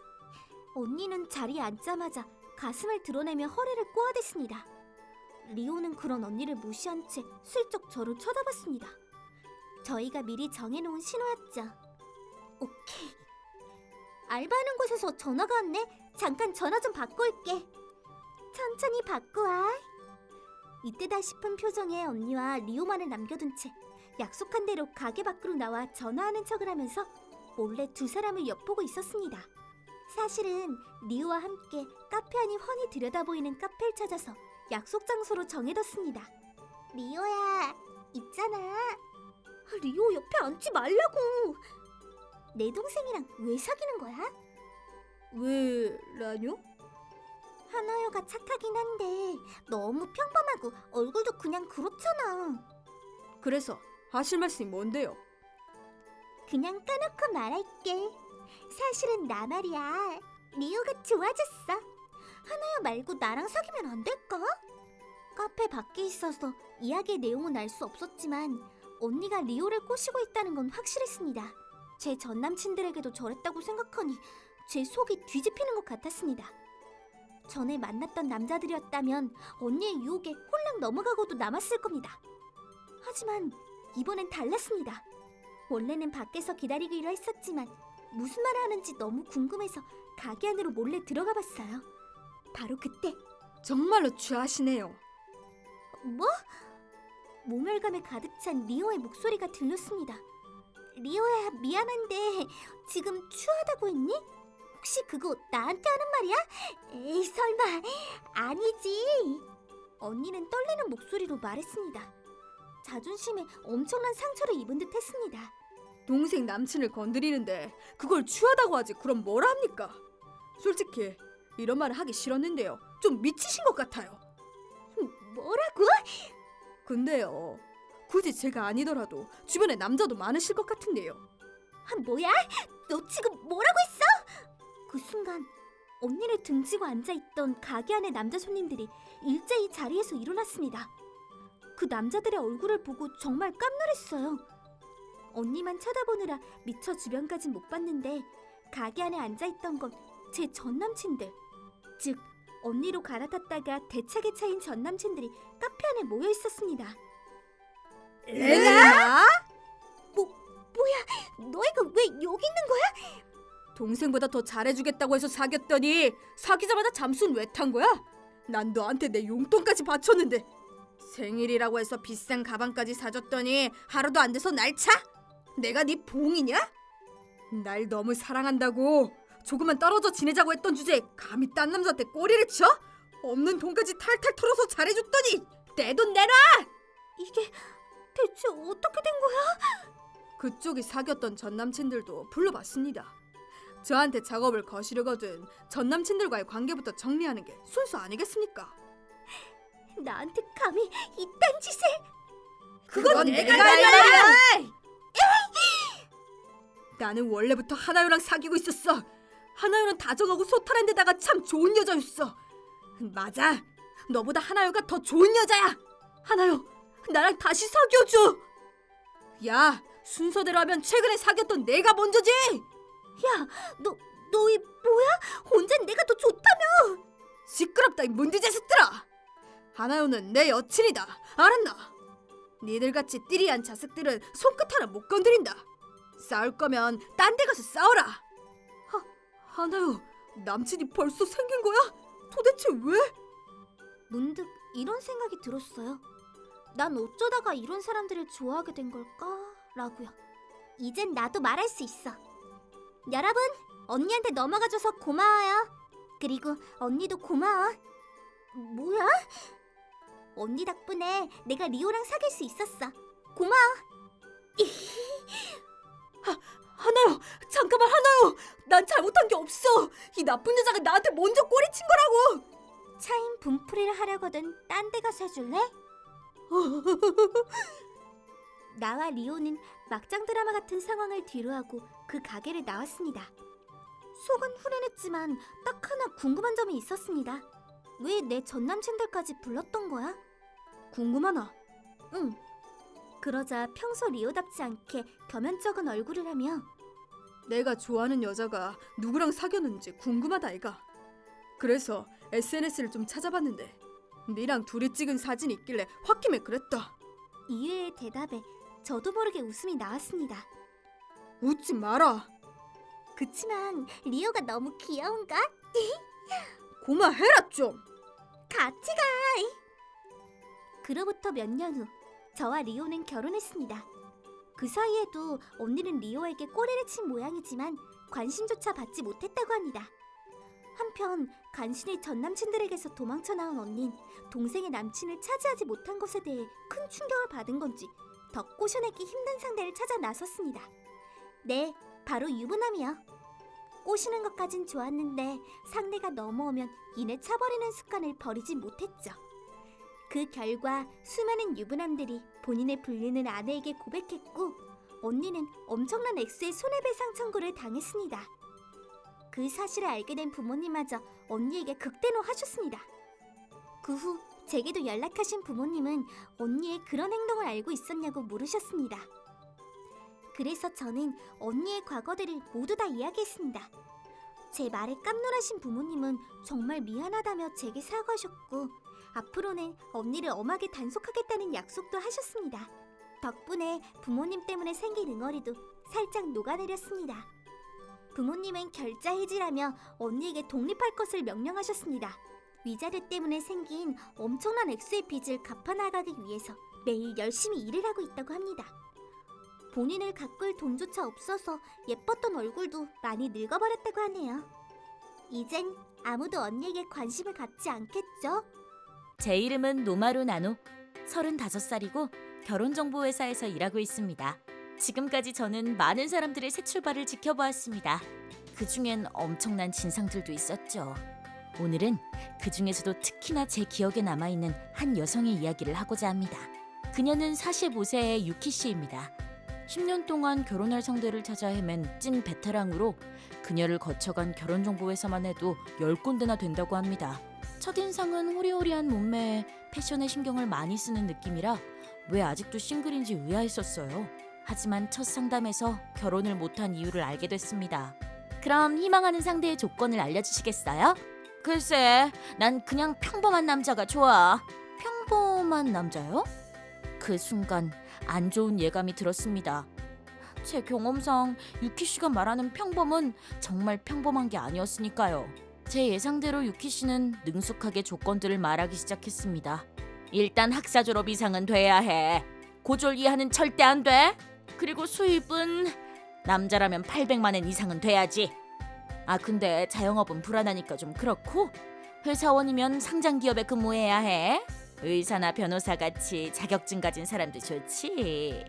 키는 175cm 이상 돼야 해. 마음 같아선 180 이상이었으면 좋겠지만 하이힐을 신은 나보다 크면 되니까 키는 내가 양보할게. 나이는 가능한 한 30대로. 물론 바람 안 피우고 차분하고 성실한 성격이 좋겠어. 아 근데 너무 성실하기만 해도 재미가 없으니까 약간의 유머러스함도 필요해. 수동적인 남자는 매력이 없잖아. 데이트는 글쎄 일주일에 한 번씩은 놀러 다닐 수 있어야 해. 야경이 보이는 레스토랑을 예약해주는 남자라면 더할 나위 없겠다. 기념일을 잘 챙겨주는 것도 중요 포인트야. 그리고 난 무조건 초혼 남자만 인정해. 도대체 뭐가 평범하다는 거야? 나노, 넌 할 수 있다. 제일 인기 많은 20대 여자도 이런 조건의 남성을 만나는 건 어렵지만 솔직히 말하면 상처받으실 거야. 최대한 충격을 덜 받으시도록. 조건은 잘 들었습니다. 다만 이런 조건일 경우 소개해드릴 수 있는 남성분이 얼마 안 계십니다. 조금만 더 조건을 낮춰주실 수는 없으신지요? 에이, 이것도 많이 낮춘 건데. 이 회사에 등록된 남자들도 다 별로인가 보네. 그건 어딜 가나 마찬가지거든요. 저는 유키 씨의 프로필을 다시 확인해봤습니다. 나이 45세, 직업 파견사원, 연봉 250만 원. 부모님과 살고 있고 결혼 후에도 부모님과 살기를 희망하고 있음. 힘들 듯. 솔직히 말하면 결혼 시장에서 여성과 남성의 수요와 공급에는 차이가 있습니다. 여성은 어느 정도 나이가 많아도 괜찮다고 하시는 분들이 많지만 대부분의 남성들은 젊은 여성들을 선호하는 경향이 있습니다. 심지어는 40대 이상의 남성들도 할 수만 있다면 20대 여성과 결혼을 원해요. 그런 분들이 꽤 계십니다. 하지만 현실은 양쪽 다 나이가 비슷한 분들끼리 결혼하는 사례가 많습니다. 유키 씨의 경우 조건을 좀 더 낮추지 않으면 만남조차 어렵다고 말할 수 있겠죠. 이건 어떠세요? 초혼 남성뿐만 아니라 재혼 남성도 괜찮다는 조건을 넣으시는 거죠. 뭐? 한 번 다녀온 남자는 싫어. 한 번 실패했던 거잖아. 물론 이혼을 실패라고 볼 수도 있지만요. 이혼의 원인이 여성에게 있는 경우도 적지 않습니다. 또한 초혼의 실패로 또다시 재혼을 하시는 경우 영원히 함께 살고 싶어 하시는 분들도 많습니다. 그치만 아이가 딸려 있을 수도 있잖아. 솔직히 남의 아이까진 키우기 싫어. 아이는 전처가 키우는 경우가 대부분이고 나이에 따라서는 자녀가 이미 독립했을 수도 있어요. 할배랑 사귀긴 싫단 말이야. 애 아빠가 할아버지 같으면 너무 창피하잖아. 저는 순간 제 귀를 의심했습니다. 저 실례지만 혹시 자녀를 계획하고 계세요? 당연하지. 결혼하면 아이도 낳아야지. 그래서 남자 나이가 젊어야 하는 거야. 내가 일을 못해도 가족을 건사할 수 있는 능력도 필요하고. 그러시군요. 저는 더 깊은 고민에 빠졌습니다. 결혼해서 아이를 낳고 싶은 마음은 충분히 이해합니다. 하지만 현실적으로 20, 30대 여성과 비교해서 45세의 여성이 자연 임신을 하기란 어려운 일이고 제 지인 중에는 많은 비용을 들여서 불임 치료를 하는데도 임신이 되지 않아 힘들어하시는 분도 계십니다. 설령 결혼을 한다 하더라도 임신이 당연하다고 생각하는 유키 씨의 미래가 정말 걱정됐습니다. 게다가 이 정도 연령대의 여성과 이어지는 남성 중에는 부부끼리 살고 싶다고 하는 분들도 많기 때문에 아이가 필수 조건이 된다면 유키 씨의 만남은 더욱더 어려워집니다. 하지만 유키 씨는 계속해서 제 말을 무시했고 그럼 잘 좀 부탁해요 라는 말과 무모하다 싶을 정도의 조건들만 남기고 떠나갔습니다. 하지만 저는 결혼정보회사의 직원이죠. 좀 더 많은 사람들이 행복해지길 바라는 마음으로 열심히 결혼 상대를 찾아봤지만 50살? 내가 할배는 안 된다고 말했잖아. 내 말을 뭘로 들은 거야? 연봉 500만 엔? 게다가 이름도 없는 중기업 소속이라니 절대 안 돼. 내 스타일이 아니야. 좀 더 살을 뺐으면 좋겠어. 취미가 만화책 애니메이션 감상? 더러워. 소개하는 사람마다 죄다 뺀찌를. 사실은 유키 씨에겐 말하지 않았는데요. 남성분들에게도 유키 씨를 소개해드렸어요. 하지만 그녀의 조건에 맞는 대부분의 남성들은 만남을 거부하셨죠. 판단할 수 있는 기준이 외모와 프로필 말곤 없기도 하고요. 그렇게 시간은 반년이 흘렀고 아무도 만나지 못하자 유키 씨의 인내심도 한계에 다다랐습니다. 괜찮은 남자가 한 명도 없는 거야? 와 같은 클레임이 매일매일 들어왔습니다. 하지만 바로 그때 구원자 같은 남성분이 나타났습니다. 나이는 40세. 지금까지 일만 해온 것에 후회를 느끼며 결혼할 상대를 찾고 계셨습니다. 대기업 임원직에 연봉은 1,000만 엔. 키도 크고 학력도 좋은데다 아이도 낳고 싶으시대요. 하지만 이분에게도 선택권이 있잖아요. 그래서 일단 유키 씨의 사진을 보여드렸는데 아름다운 분이네요. 만나보고 싶어요. 다른 여성분들도 많은 요청을 해주셨지만 이분을 만날 기회를 유키 씨에게도 드릴 수 있게 된 겁니다. 유키 씨도 퉁명스럽게 자기도 할 수 있으면서 왜 그렇게 시간을 끌었어? 라고 하면서도 기쁜 마음을 숨기지는 못했습니다. 양쪽의 동의를 얻은 후 회사 근처 카페에서 맞선을 하기로 했습니다. 두 사람이 잘 되길 빌면서 두근거리는 마음으로 기다리는데 두 분이 만난 지 30분 후 저기요. 네, 안녕하세요. 무슨 일이세요? 상대 여성분이 집에 가셨어요. 네? 아직 30분밖에 안 지났는데요? 남성분은 용건만 말하시고는 전화를 끊으셨어요. 저는 곧바로 유키 씨에게 전화를 했습니다. 여보세요? 유키 씨 안녕하세요. 상대 남성분에게 커피를 붓고는 그냥 카페를 나오셨다고요? 그게 정말인가요? 진짜야. 도대체 왜 그러셨어요? 왜냐면 그 남자가 장남이었거든. 네? 내가 말했지. 결혼하고 나서도 우리 부모님이랑 살아줄 남자를 찾는다고. 근데 장남을 소개해주면 어떡해? 이미 그 조건은 그분도 알고 계세요. 만약 유키 씨가 원한다면 그렇게 해도 상관없다고 말씀하셨고요. 장남의 형제라고는 여동생밖에 없는데 우리 부모님이랑 살아주겠어? 그건 유키 씨 생각이죠. 그래서 내가 커피를 부어버리고 나왔던 거야. 누굴 바보로 하나? 설령 그렇다고 해도 처음 만난 분에게 그런 행동을 하면 잘 될 일도 그르치게 된다고요. 어차피 내 마음에도 안 차는 남잔데 뭐 어때? 다음에 또 그런 놈만 데려와봐. 절대 가만히 안 있을 거니까. 유키 씨는 일방적으로 전화를 끊었습니다. 저는 다시 한번 남성분께 사죄의 연락을 드렸고 2번 다신 이런 일이 없게 하겠다고 약속했습니다. 솔직히 말해서 이분의 스펙 정도면 결혼 상대도 금방 찾을 수 있었습니다. 그 후 저는 유키 씨에게 최소한의 소개만 시켜드렸고 적극적인 소개는 피하게 됐습니다. 그렇다기보다는 그녀의 조건에 맞는 남성이 없었다고 하는 게 맞는 거겠죠. 그로부터 한 달 후 유키 씨에게서 다시 연락이 왔습니다. 이번 달에 개최하는 맞선 파티 말이야. 나도 참가할게. 제가 일하고 있는 회사에서는 희망자들에 한해 정기적인 맞선 파티를 개최하고 있습니다. 유키 씨가 그 파티에 참가하겠다고 한 겁니다. 아, 네. 참가하셔도 되는데요. 이번에 참가하시는 분들은 대부분 연령대가 젊으세요. 그래도 괜찮으세요? 젊은 남자가 온다 이거지? 그거야말로 내가 바라던 바야. 의사도 오려나? 제 말은 그게 아니고요. 저의 진심은 전하지도 못한 채 유키 씨는 자신 있게 참가의 뜻을 밝혔습니다. 하지만 파티 당일 그녀에게 생각지도 못한 일들이 벌어지면서 그녀는 현실의 냉혹함을 직시하게 됩니다. 그날 파티에는 20대 후반에서 30대 초반의 여성들과 30, 40대 남성들이 주로 참가했습니다. 모두들 진지하게 결혼 상대를 찾아 나섰죠. 별도의 파티 참가금을 지불해야 했기에 그만큼 이성의 조건을 따지는 것도 당연했습니다. 그런데 그날의 유키 씨는 마치 사바나의 맹수 같았어요. 남성들에게 엄격한 잣대를 들이미는 것은 기본, 남자들한테 들이대는 여잔 쫓아내라는 둥, 향수 냄새가 지독하니까 격리시키라는 둥, 라이벌이 될 만한 여성들에게 시비를 걸고 다니던 그때! 안녕하세요. 나이대가 저랑 비슷해 보이시네요. 파티 참가자 중 유일했던 50대 여성이 유키 씨에게 말을 걸었습니다.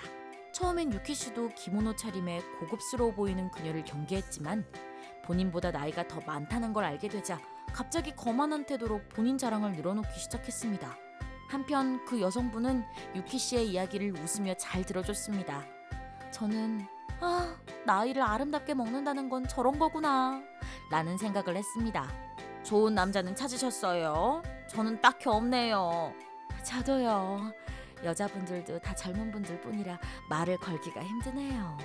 저희와 어울리는 남자들이 좀처럼 나타나질 않네요. 아니요. 오히려 제가 말을 거는 게 죄송할 정도로 다들 나이가 젊으시다는 거였어요. 네? 무슨 말씀이세요? 나이를 먹어도 여자는 여자라고요. 서로 나이가 비슷하면 여자로서의 매력도 있겠죠. 근데 저도 이제 나이를 먹어서 그런지 어린 친구들이 아닌 제 인생의 동반자가 되어줄 분을 만났으면 해요. 나이가 어떻게 되세요? 올해로 50이에요. 나이 차이가 5살밖에 나지 않는 여성분의 이야기를 들은 유키 씨는 무척 당황해하고 있었습니다. 그럼 나이대가 높은 분들만 참가하는 파티에 가시면 되잖아요.